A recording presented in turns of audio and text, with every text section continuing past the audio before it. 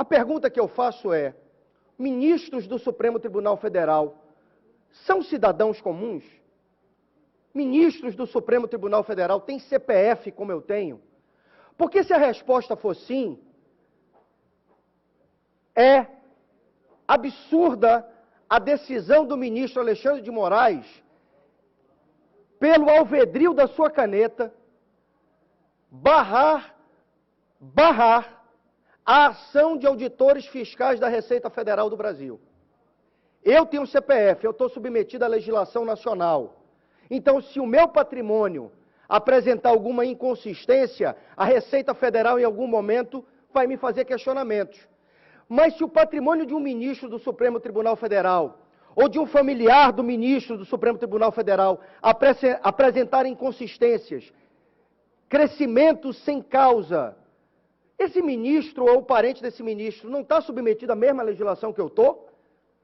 Esse ministro tem uma legislação solar, galáctica, não é a legislação brasileira? O ministro Alexandre de Moraes, na caneta, suspendeu uma ação lógica, dentro dos parâmetros da Receita Federal, dentro da competência dos auditores da Receita Federal, porque essa investigação alcançava parentes e um próprio ministro do Supremo Tribunal Federal. Que país é esse? Que país é esse?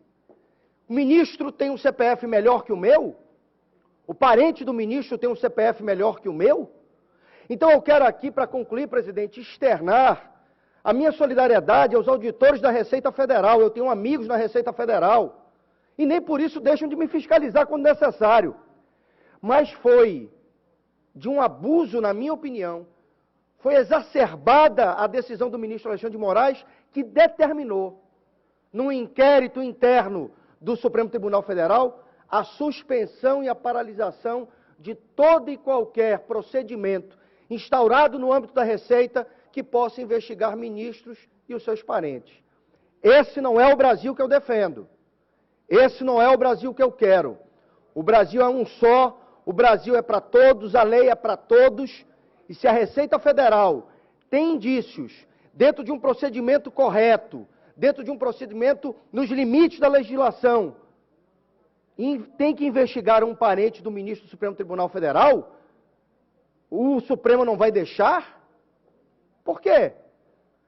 Então, eu concluo dizendo, o Brasil não merece esse tipo de comportamento. O Supremo Tribunal Federal não pode fazer daquela máxima popular, faço o que eu digo, mas não faço o que eu faço, a sua couraça de proteção. Ministro do Supremo, assim como político, como vereador, como prefeito, como governador, como presidente, precisa se comportar e se impor pelo exemplo, não pela força da sua caneta. A minha solidariedade aos auditores da Receita Federal do Brasil. Muito obrigado, que Deus abençoe essa nação.